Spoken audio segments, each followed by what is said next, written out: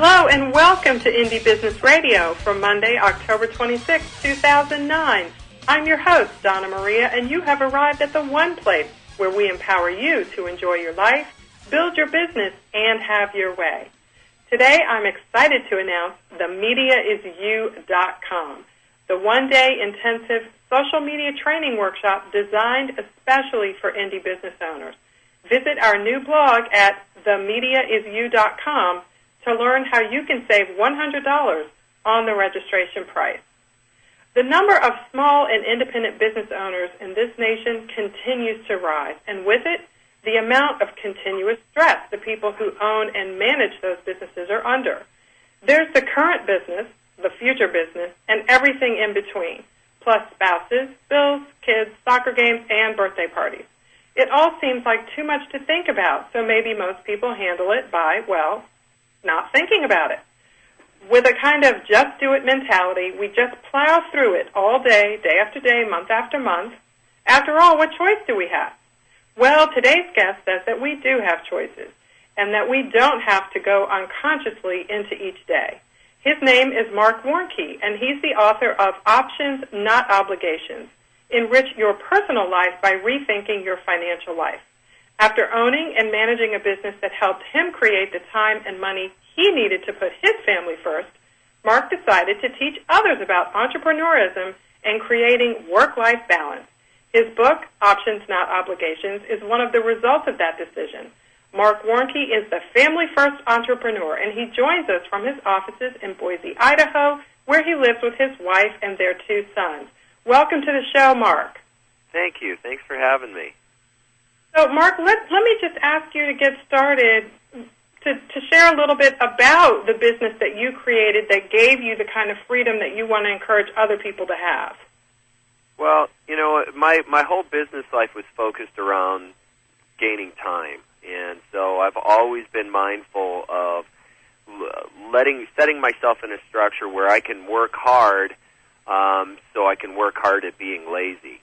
And when I say being lazy, I'm a very active outside of work as well in terms of an outdoorsman. But being that was my passion before children, what I learned how to do was to work hard for 6 months and enjoy what I did for 6 months. From from 22 to 30, I literally worked 6 months a year, and I was able to, fish and be in the outdoors all over the world. That's always been what I've done. And when the kids hit the ground, and I got married and the provider kicked in me, then I refocused that and took some of that 6 months and turned it into building my fortune. And so for me, it's always been focused on what can I do in my business life to then supply my personal life, and capture the most valuable equity I will ever have that I can't hit rewind on, and that's time. And so I focused my business life to buy my time. So you started your business and this mindset that you're sharing with us before you were married and had children. Well, I did, the lucky thing for me is I was basically a paid mouth for hire. So what I did is I always focused that my business life, which that was my business, on making my time worth more money. And so I continually took steps up that meant when I work, I make this much amount. That way I had to harvest, I had to give less of it away. Like, for example, in the pinnacle of my business life was when I had partnered with my wife, and we were working together. The first year we worked 156 days, and we made a set amount. The second year, we worked 130 days and made that same set amount because we became more efficient and better at what we did. And then the third year, we worked 97 days and made the same amount. So my goal has always been to maintain a lifestyle that can live within the business profits I'm generating, at the same time having a surplus that can go into allowing me to basically retire and step away, but at the same time not giving away all my time to get that done. And so I've always focused my time and attention on businesses that can supply that type of model to me. So you had a service business. You and your wife provided some services, or were you speakers? What exactly did you do? I hey, I'm trying to avoid what I did. No, I'm kidding. What I did is I was a cookware guy.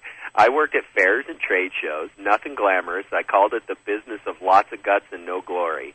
And I also called it the business it was the toughest, easiest buck I ever made. And so I did at fairs and trade shows. I was that guy with a mic on my face that was putting on a cooking show, and you sat down and you watched the cooking show, and at the end you bought the wares. And what I did is I duplicated myself by training other people to do what I did, and I was able to build a residual income over several years that allowed me to step away.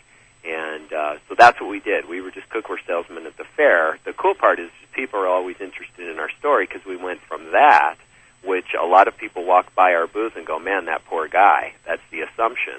And in the same breath, we housed the President of the United States in our house. So how did we go from the fairs to housing the President of the United States? And that is, we built our living 6 months of the year, and we built our fortune in the additional time with the additional surplus income. So let me ask you this. Is it, in order to take advantage of a lot of the great concepts that are in your book, do you think, in your experience working with so many businesses through the years, how can other people translate that if they're manufacturing something? A lot of my listeners, they're manufacturers. They manufacture health, lifestyle, beauty products. Are there things that you have found that are transferable when that's the kind of business you have?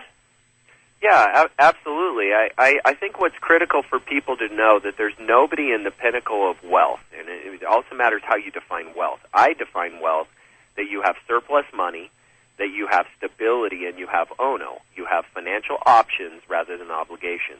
Almost nobody gets there just with one stream of income. So my goal would be then to captivate the way that I made my living, cut off a surplus, and be entrepreneurial with that, and have other endeavors that are also making money additionally. I believe, especially in these economic times, what's very critical for people to hear, and being the family-first entrepreneur, that's where my concern most lies. Now, it doesn't mean my message can't conform to single folks. It can. But the reality is, in this economy right now, we have 1 out of 75 going bankrupt. We have almost a 20% unemployment rate, and 9 out of 10 of the people going bankrupt are entrepreneurs. So the reality is just smart business right now is to have a plan B. I believe plan Bs can become plan As as they build wealth. And that's how I've built wealth. If I've always had additional irons in the fire, and somebody manufacturing something can look at that as a way that they know how to produce money. Now it's about backing down lifestyle a little bit, shaving off the surplus, and having that money go into another endeavor or a complement to that current endeavor that provides another income source. That's the key. That's how people become rich, is they use surplus money to create more money.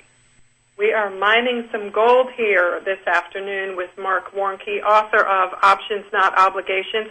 Marc, I want to follow up on what you just said about creating more than one stream of income. Can you share some examples of people that you know have done, besides yourself, obviously, some people that have done that and they started within the last year or two? It's not something they've been doing for as long as you have? You don't have to name names, of course, if you don't want to.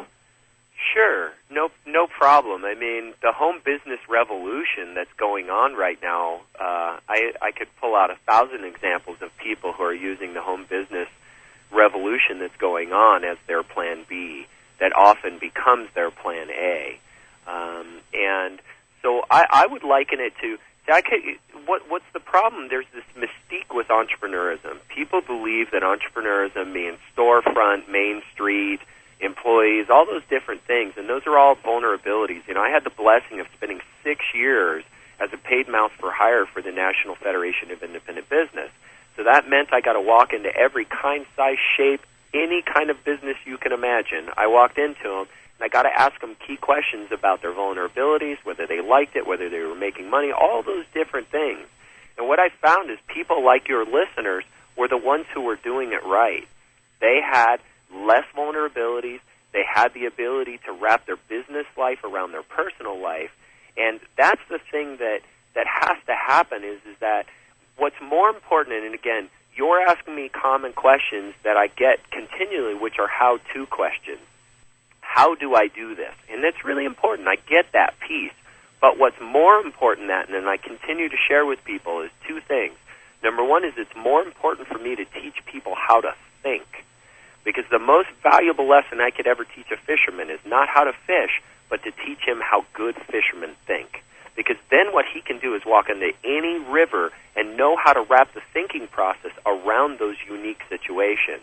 And it's the same. If I tried to tell you, assuming that I know all your capital, how your business relationships are, where you live, all of the demographics that encompass you that are different than me, if I tried to shove you into a how-to model, it just isn't applicable. But if I taught you how to think about it, then that would be a more profound lesson, because then you could take those thinking skills. And that's what Ono is about, is trying to teach people how to think.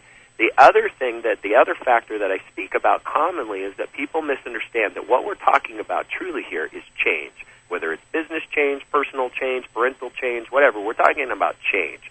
And change is comprised of two things. Those two things are a how and a why. And the reality is that I pointed in this example, if I took you and said, I need you to cut your right arm off, you would say how and why. Then if I dangled your child off a 4-story building and said, if you don't cut your right arm off, I'm going to let go, you would figure out the how really quick, because the why had become powerful enough. Without my help, all I did is influence the why. Now, we have the capability to influence the why for ourselves, because the fact is, all this information is out there for people who have an incredibly powerful why they're trying to get this done. The how just becomes apparent. That means I'm going to do whatever it takes to get with the people who can teach me to know what I need to know in my particular situation. Seek mentors, read books, do research. I mean, our brain is our most powerful asset, worth billions of dollars. We only have to have a powerful enough why to fill it. So I know that it may sound like I'm beating around the bush, but I truly am getting to the juice of what you're asking me by telling you what the root thing is, because I could give people how till I'm blue in the face, but if their why isn't powerful enough, then I can't help them. Mark, do you think that right now we have more of the whys than ever that are apparent, particularly in light of, the job losses and really just the move in our economy and in the world toward people who want to have more freedom and flexibility in their lives? Do you think the why is more apparent than ever for people today? I do, and again, I'm biased towards family. So I believe right now more than ever there are more people in this country scratching their head going, what was I thinking? Why do I have all that crap in my garage? Why do I have that house I can't afford? And why do I have that car that's a massive burden in my life? Because the way to build income or the way to build wealth is twofold. You can either increase your income or you can control your consumption. And the reality is that things have been so good for so long in this country, we now feel deserved of lifestyles that we can't afford. And the people who are paying the price of that is our children. And that's where that basic premise of the message, and I would encourage everybody listening to go onto YouTube and type in 936 weeks and watch that video, because those are those critical moments in life. My why is that I have 936 weeks to have my children with me in my home. Those are going to be the most dear weeks I spend in the short 3,000 weeks I have to live. And right now in this economy, in these times, we are blinking and it's Friday. So for me, the fear of losing or being, that fear of wasting one of those blinks and missing these powerful moments with my children as they grow and this relationship I can build with my wife, I am absolutely unwilling to be inefficient or ineffective with my financial life or make decisions that draw from that. I'm willing, as a multimillionaire, to drive a 10-year-old used car. Why? Because that means I get to hang out with my son more. That's more important to me. And I think there are a lot of people right now going, yeah, me too. Me too. Man, I just wish I could have made changes. Well, now you can. You just got to make your why powerful enough. Well, and certainly more people are making those changes. But, you know, Mark, I like you, I mean, you probably have been in business far longer than me, and I'm not a millionaire, but I did make some of the decisions that you're talking about 10 years ago. So I have a platform set up, and I do a variety of different things, and the different income streams are there. But let's talk for a minute to people who are starting now, and they've already got a couple of children, and you know, or maybe just one child, and they have a business that's doing okay, but they really want to move forward, and time just seems to be short. But their why is there, okay? They get the 936 weeks. They get that, you know, the economy's different and jobs aren't really jobs like they were, you know, 20 years ago anymore. What encouragement, how do you start off when you talk with people in those positions? What are some of the first things that you say to kind of get their engines revved up and build up their confidence? And you know what? I've asked a long question. We're going to take a break because it's time to do that. My engineer is flagging me that I have to do that. So we're going to come back and we're going to ask Marc Warnke to break this down a little bit for people who are starting out today, because I know a lot of you are. We'll be right back. This is Indie Business Radio.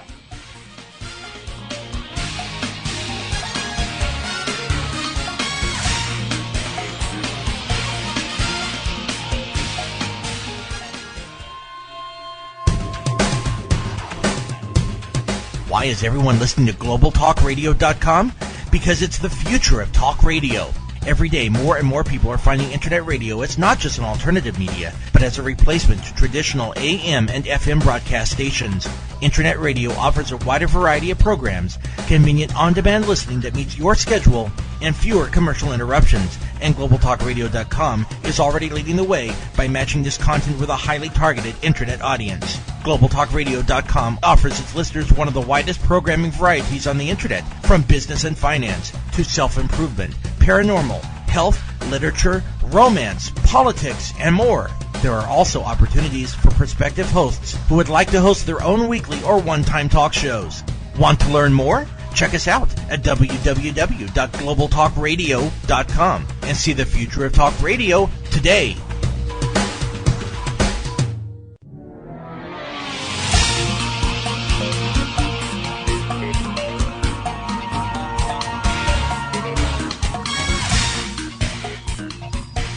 Welcome back to Indie Business Radio. We're here today with Marc Warnke, the family-first entrepreneur and author of Options Not Obligations, Enrich Your Personal Life by Rethinking Your Financial Life. And Marc, before we took our break, we started to talk about people who have already gotten their why. They get the 936 weeks that you shared with us, but right now they've got a couple of children already. Their job is going to be phased out sometime over the next couple of years. They've started a business, and they really want this work-life balance that you're talking about, but it just doesn't seem to be attainable if they want to achieve their long-term goals. So can you comment on that a little bit? Sure. And the interesting part is not only can I comment on it, I can identify with it, because we have had our own upheaval. My wife and I gave each other a high five 4 years ago and said, cool, we never have to work again. And we have seen our money that was very, very well positioned and diversified get uniformly their pants pulled down around their ankles. And so in this same breath, I wrote Ono from a place purely as a philanthropic, I owe it to write my story down so other people can see what we did. And now it has become a source of future revenue for us. And the cool part is that I probably wouldn't have been willing to do all this hard work had it not been for that. But yet in the same moment, because we're on a rapid growth phase right now, I feel that lack of balance as well. I mean, I just tweeted just this morning, I'm having an I need to slow down or I'll pop moment this morning. That's how we rediscover our limits. Doesn't mean it's easy. So this is a process. The reality is there is a box around us as human beings. The reality is the harder we run, the worse it hurts when we run into the edge of the box. And what people that are in the situation as you described need to realize is the same choices that I'm making, which was the discussion I had with my wife just this morning, which is, honey, we are growing so rapidly right now, I am in overwhelm mode full time. And I just need to make a conscientious decision. to back it back down a few notches, because if I maintain this pace, number one, I'm not being the dad or husband I want to be, and number two is I'm going to have an implosion moment. I can't be all that I need to be for both my business and my family if I don't pull back the throttle a little bit. Now, I also want to acknowledge the piece that's in this entrepreneurial spirit. Anything that has a 12-step meeting behind it, and keep in mind, I'm a recovering alcoholic. I've been sober 17 years. So I don't know what 5 is. I only know going at things at 10. Anything worth doing is worth doing to an excess for anybody who has an ism. And so the reality is there is a thing called workaholism, and it does have a hook, and it does pull people in. And there is a reality that there's so much juice in being entrepreneurial that people can get caught up in it in tunnel vision and lose perspective about what's important. So my decision, and what I would advise people if they're feeling themselves losing that balance, is to acknowledge that piece, that life will continue to move forward, whether we're running or walking. It'll continue to happen. Business will continue to go. And if walking allows us serenity, I believe that's what allows us to be the best that we can be on all levels. And believe me, your body will tell you when you're not serene. And that's the indication that you need to pull back on the throttle a little bit, restabilize, reorient, and then start from there. And that stabilization process is what allows us to be balanced. Now, if you go out of balance and you feel shameful for that, that's just silly. Shame is there to teach us to do something different. Shame is never supposed to be held on to. What it is it's a big flashing red light that pops up behind our eyeballs, and it says, something's wrong, do something about this. Mark, is it fair to say that in order to get to the point where you can have these options and what you just described as being able to stop and walk instead of run, that if to be successful and to have the kind of income that you're describing, whatever you define it as your wealth, do most people have to go through a period of imbalance to get there? Because let me tell you why I'm asking that. Because I hear so many, and I'm not you, but I hear a lot of other people saying, work-life balance, don't work so much. And, when your husband just got laid off or your job is ending, it's kind of hard to actually put that into practice because, you can't. So is it fair to say that we do generally have to go through a period where there's much more imbalance maybe than not in order to get to the point where there is? Is that part of the mindset? I believe so. I believe there's an acknowledged I need to put some important things on hold for a short duration of time as long as I know the reward's big enough.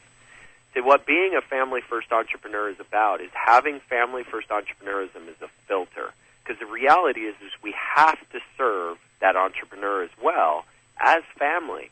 And sometimes there are choices I have to make where being entrepreneurial is a higher calling based on ROI, return on investment. If I know that if I tell my son and my wife, hey, and I had this discussion with them a couple of months ago, I said, you guys, I'm basically going to be off the planet till the holidays. You just need to know that that's what I have to do to set us up for stability in the next coming year. And I'm going to apologize ahead of time, and it's going to be inconvenient, and it's going to be all those things. But I promise, Daddy still loves you. Honey, I still love you. You're still my priority. But I absolutely have to focus because I know the ROI is going to be, I'm going to be able to pull back if I just have the throttle at full blast for the next several months. But I don't think that that is intended to be several years. Okay, good. So, but that is so helpful and so important, I think, for many people to hear. So if you embrace that idea that it may be like that for certain times, and then you combine that, as you said, with planning out what it is that you want to achieve, then is that what facilitates the ability to then look at what your options are and create those multiple streams of income? It is. No questions asked. But more importantly, what people need to realize is that creating wealth is not about how much money you make. Creating wealth is about how much money you save and invest.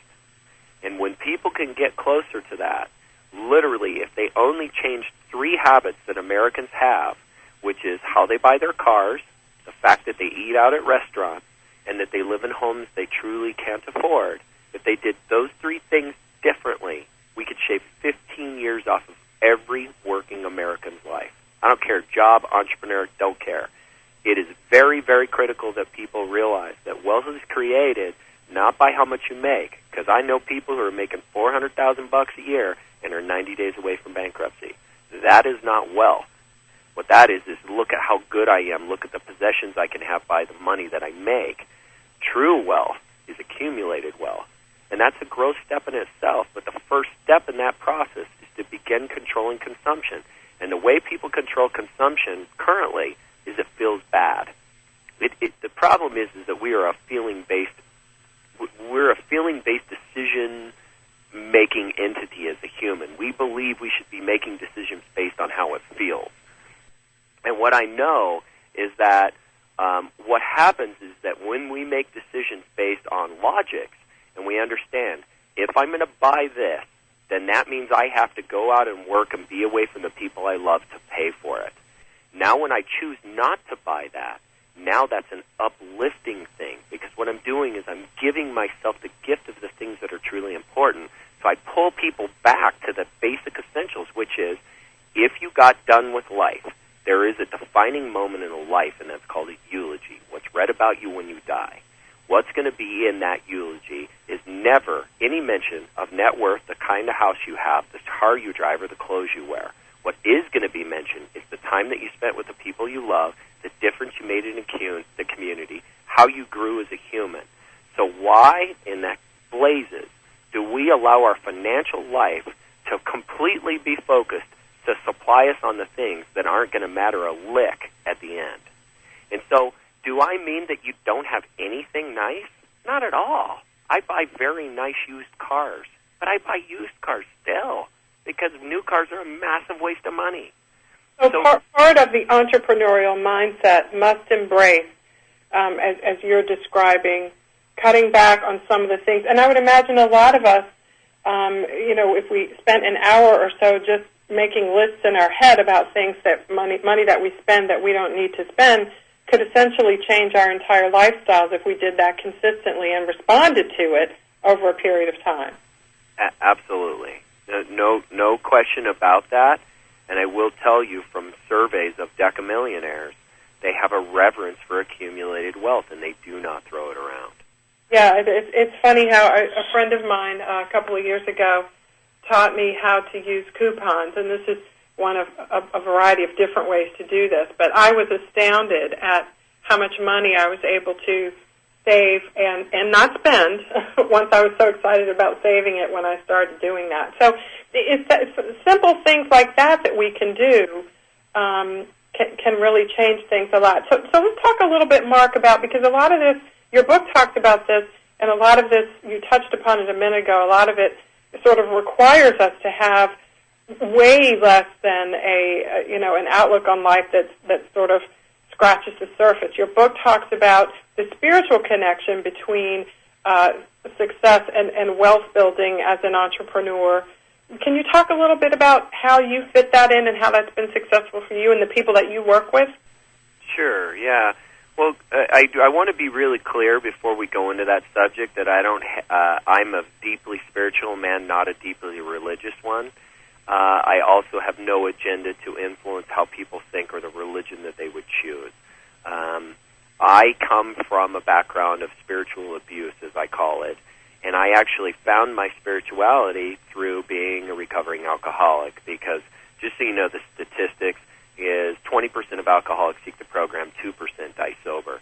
So it literally was a life or death choice for me to embrace the ideals of Alcoholics Anonymous. And one of the key ideals is a full surrender to God's will to help me to do something I couldn't do for myself, which is quit drinking.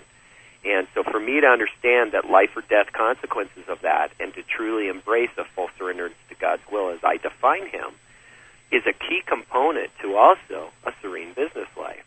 Because what happens is that we are all as humans constantly in attempt to control our environment. And the reality is, when you actually do the mathematics, what Spock would understand is that we only truly have control over two things in our life, and that is our choices and our behaviors. All the rest is up to somebody else. That's the reality. And in entrepreneurism, I could do everything right and still get a train wreck. Now, what we do with that train wreck is the difference between successful people, and people who try it once and never go back. And the reality is that defeats, quote unquote, and successes are all opportunities for us to learn when we have a clear spiritual look, because that's a gift that somebody greater than ourselves gives to us. So we have this ability now to turn positive or negative into a positive, and we have the ability to roll through it wiser as opposed to roll through it thinking I'm a big jerk. Because the reality is I'm like everybody else. I drive down the road sometimes and tell myself I'm a jerk, nobody's going to like me, people think I'm stupid, nobody's going to read my book. I have that quiet message inside of me too. But the reality is that when I have a clean, serene life, I can ask God to help me with that. And I can know what I'm truly responsible for, which is truly just the footwork. The results of those endeavors are up to him or her, whatever you choose to call it.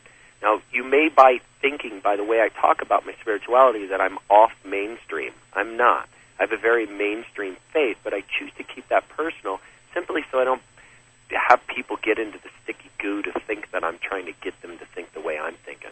All I'm saying is there is a fundamental fact that people that have a deep connection with God have the capability to lead a more serene business life, which then always leads into a more serene family life. Because that is what this is about. There's billions of dollars being spent on learning how to be a better family person, husband, father, spouse. There are billions of dollars being spent on learning how to be a better entrepreneur. But nobody in this space has ever acknowledged that family affects business and business affects family by the pronouncement of the family first entrepreneur. And that is so viable. That's why we have taken off as a movement, and people are listening, because it's very, very true, and we want support. Me too. I have mentors in my life who help me to balance in that as well. What I believe this is an opportunity for us is to share ideas, hold hands, and have unified strength behind that central core message of being a family-first entrepreneur. And spirituality in business is a key component, but that's a very private key component. My thing is to try to bring up awareness in that and then let people do with that as they may. We're talking this afternoon with Marc Warnke, the family-first entrepreneur and the author of Options Not Obligations, Enrich Your Personal Life by Rethinking Your Financial Life. We've got another segment coming up. We're going to talk with Marc some more about how he works out this work-life balance. As a busy dad with a successful business and a wife, this guy manages to get a lot done and still somehow have a lot of personal time to spend with his family, and that's admirable. We're going to ask him a little more about how he does it when we come back. This is Indie Business Radio. I'm your host, Donna Maria. We'll be right back.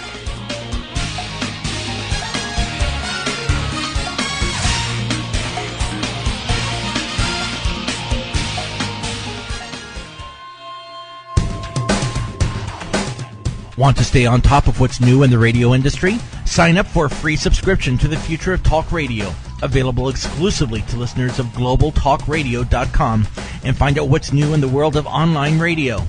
Listeners can find out about new shows and special guests. People with something special to offer can find out how to become a guest and how to prepare for an interview. And prospective hosts will find a valuable resource for everything from planning their new program to selecting topics and guests, recouping expenses by selling advertising, and more. Sign up today for your free subscription to the Future of Talk Radio by visiting www.globaltalkradio.com and learn about the future of talk radio today.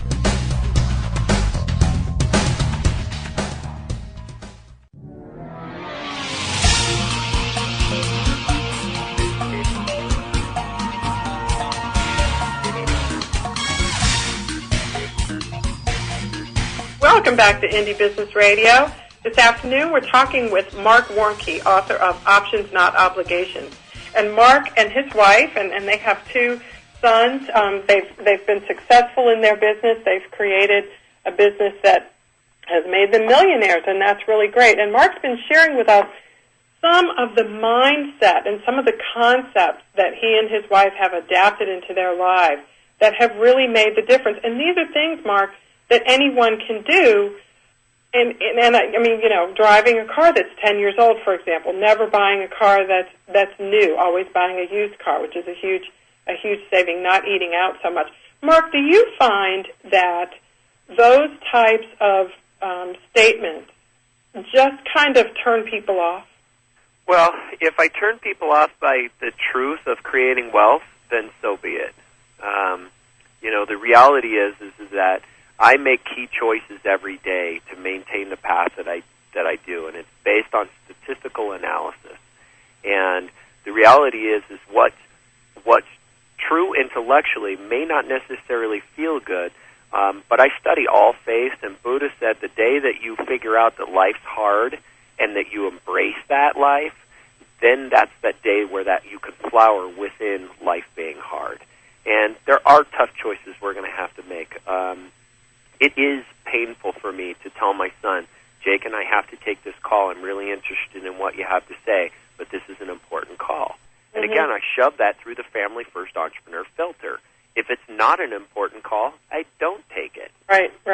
You know, so, and the other thing is, if I know I have a speaking gig in the evening, which I commonly do, then I take my son to school and hang out with him for a couple hours, because I have that luxury.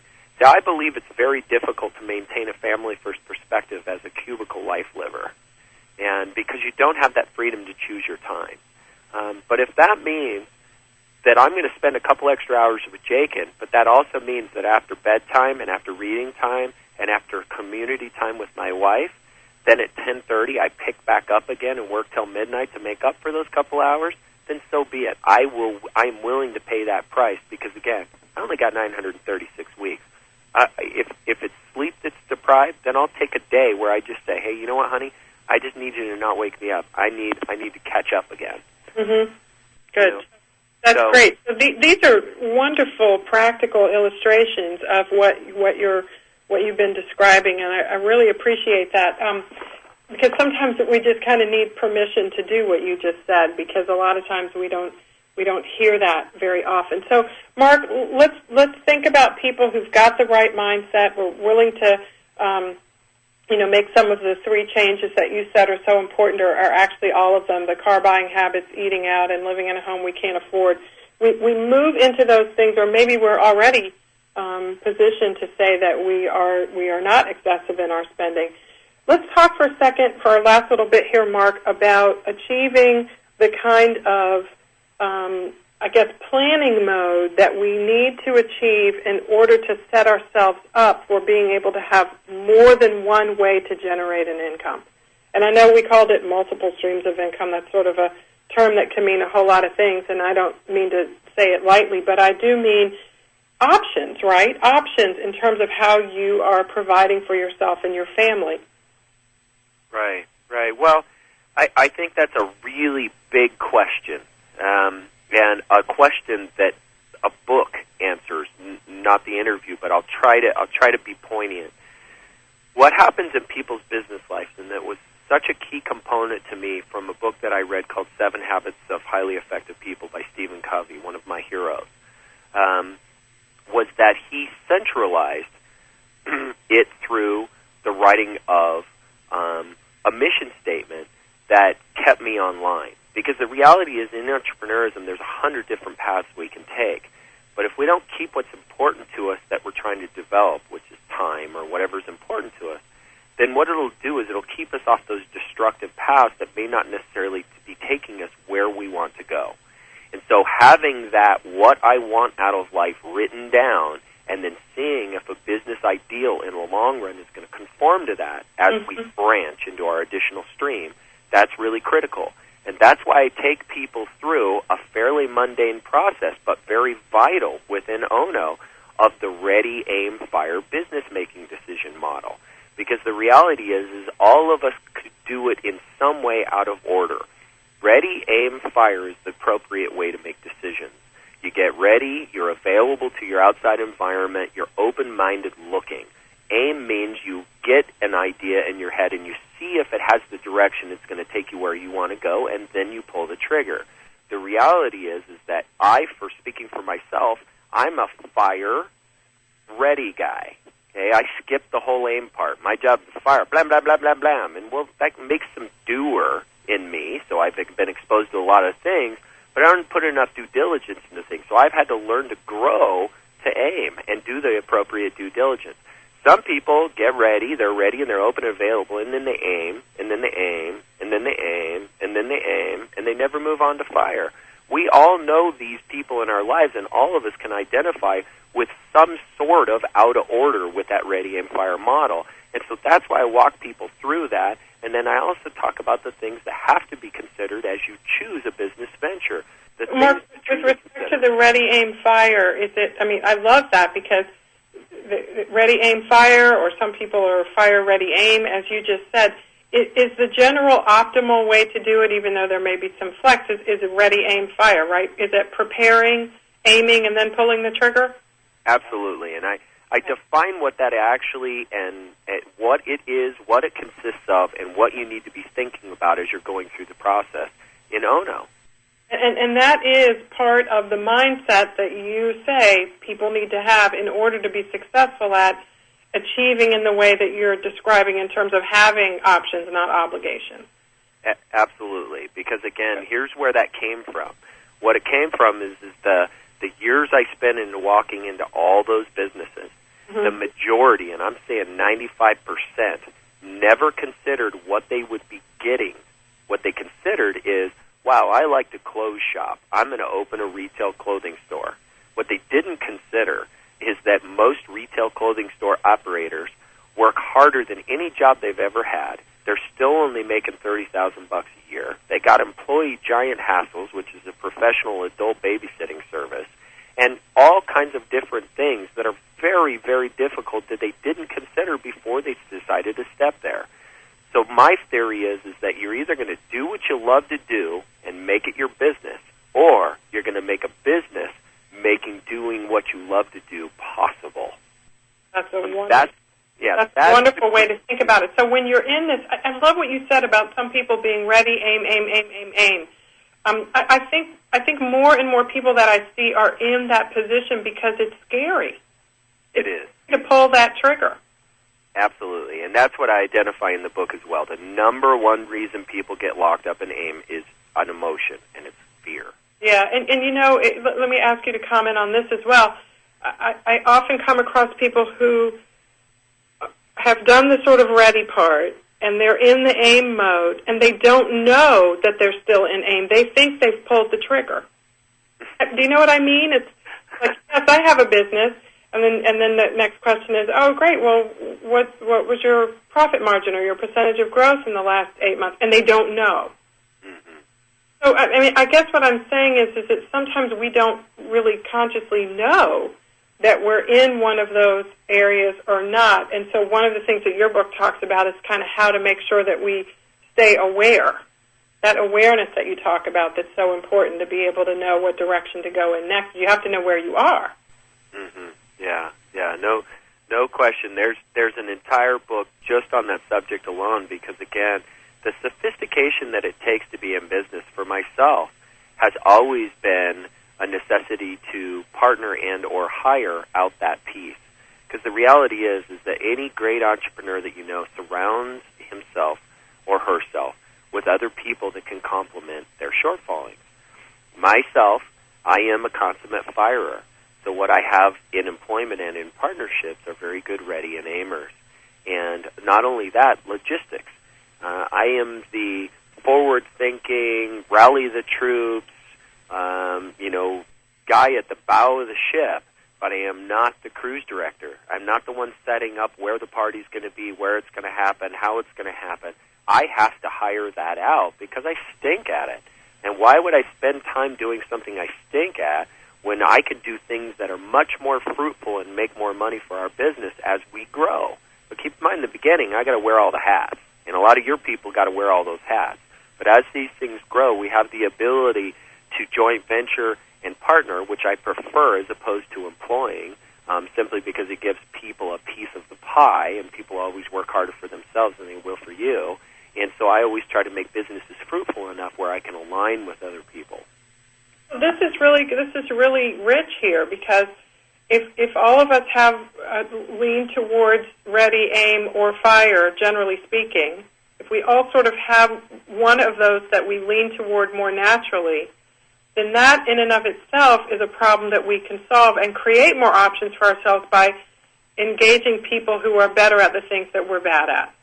Absolutely. Yeah, that's a whole, again, remember what we're talking about here is creating more financial options than obligations. That right. Then remember, ONO, that's the acronym, which a lot of people refer to this book as ONO. ONO is the Hawaiian word for delicious. So what we're talking about is a business model that supplies a personal life model and having a delicious life in being ONO. And by doing that, the reality is I have a full-time personal assistant. Why? Because he helps me be a better dad by taking care of the things that I stink at, and he then can make me time effective. And the return on investment is well worth it, because it's not all about making money. It's about having that guy help me to spend more time with my son. A good business model is one that is able to supply you with a desirable personal life. Absolutely.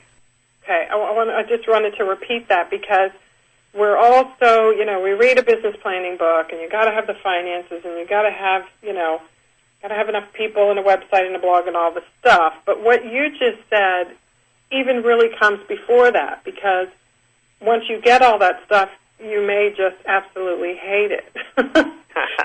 So for you, right. This is critical, right? Because for yourself as an individual, you have to define that before you can really bloom into wherever it is that you're going. Right. Is this business going to give me what I want? And if it isn't, then I need to find another business. And I can guarantee you there are some people listening right now going, my business is not giving me what I want. So I would say you either need to adapt that business or find another business. The reality is 9 out of the 10 battles are already won. You're already entrepreneurial. And now you just need to take that entrepreneurial thinking and have that supply your personal life. And that's, again, the problem is what a lot of people believe, that they're in business just to make money. I believe they should be in business to supply themselves an unbelievable 3,000 weeks to walk this planet. Mark, Jennifer Hardaway on Twitter at Clean Spa says that she has a mastermind group, and she says that it has great benefits. She highly recommends it because she says you have more brains thinking about your business than just you. Can you comment on that? Absolutely. You mean the value of a mastermind group? Yeah. Yeah. I personally don't participate in any mastermind groups for myself, simply because it's another time commitment. But I do, just not in a traditional sense. I have mentors in my life on all facets, and those are people that I go to in times of need and discussion when I need to break down something that I need an outside perspective on, which is basically what a mastermind group does. And so do I believe having a regular mastermind group that you attend and discuss is positive? Absolutely. But I need to do it more on the fly.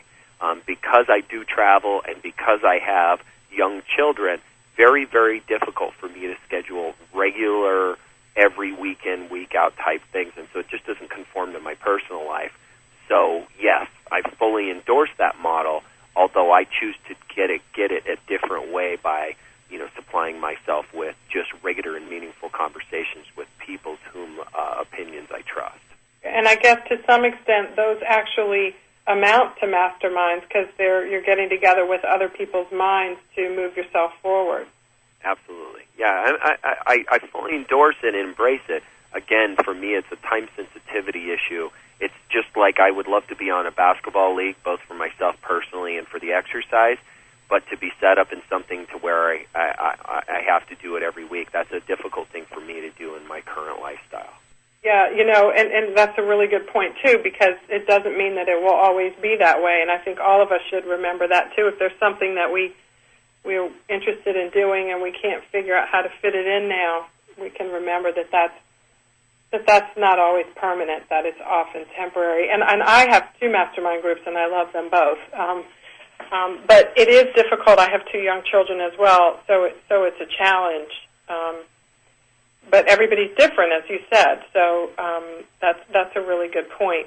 One thing that it raises in closing, Mark, is that we have a lot of options on our own. You can start a mastermind group. Well, there's an option that you have to improve your condition if you're able to do that. So the concepts in your book, having options, not obligations, just in a nutshell, are so wonderful because they remind us that we have the ability to create options for ourselves and that we aren't stuck with what the mainstream, so to speak, is. Mm-hmm. Yeah, agreed. Well, come on, it's the, if you start studying, I mean, people who create great amounts of wealth generally do what other people aren't willing to do. This is not about being mainstream. This is about choosing to step out onto the skinny limbs of life and take on risk and fear and growth and all the really juicy stuff. I mean, that's juicy. A couch lifestyle is not juicy. It's just, I would encourage people to embrace all that they can be by stepping out on those skinny limbs and feel the flex. And because that's the flex is where the juice is. Right, stepping out on the skinny limbs. And I certainly love what you just said, that the people who are successful are generally the ones who do what other people are simply not willing to do. Very good reminder from Marc Warnke, our guest today. He's the family-first entrepreneur. His new book is ONO, which stands for Options, Not Obligations. Enrich Your Personal Life by Rethinking Your Financial Life.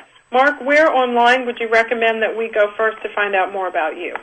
ONObook.com. So ONObook.com. And also, I have a radio promotional code that people enter when they buy the book and save 30%. They get a signed copy. So I literally sign it to them, send it to them, and they save 30%. They get it cheaper than they can get it on Amazon. So ONObook.com. The other thing that I'd encourage people to do is to go to FamilyFirstEntrepreneur.com and join the conversation. It's a Ning site. It's a community site. The stronger we are, the better we hold hands, the more able we are to bulk negotiate with people who are the best in the business for their services and things that we need as Family First Entrepreneurs. That's the goal of FamilyFirstEntrepreneur.com, is to be a collection of people who are like-minded, who are looking to negotiate through strength in numbers. And so I encourage everybody to join me there. Thank you so much, Mark. It's been wonderful to have you on the show. Thank you for sharing, and you can also follow Mark on Twitter at Marc Warnke. That's MarcWarnke, and he tweets a lot of interesting tips and interesting information about family-first entrepreneurs to encourage and inspire you. I've got a lot of great shows coming up. Michael McLaughlin, author of Winning the Professional Services Sale, will be here in November. Also, Bruce Piasecki, the author of The Surprising Solution, is going to be joining us to share why social responsiveness is a key to long-term profitability and sustained business success. Lots of other shows coming up. Check out my website, indiebusinessradio.com, to find out more. And I'll also look forward to seeing you at The Media Is You, one of the indie social media conferences that I'm going to be putting on in San Francisco, New York, Chicago, and Atlanta in early 2010. I look forward to seeing you there. I'll see you next week right here on Indie Business Radio. In the meantime, enjoy your life, build your business, and have your way.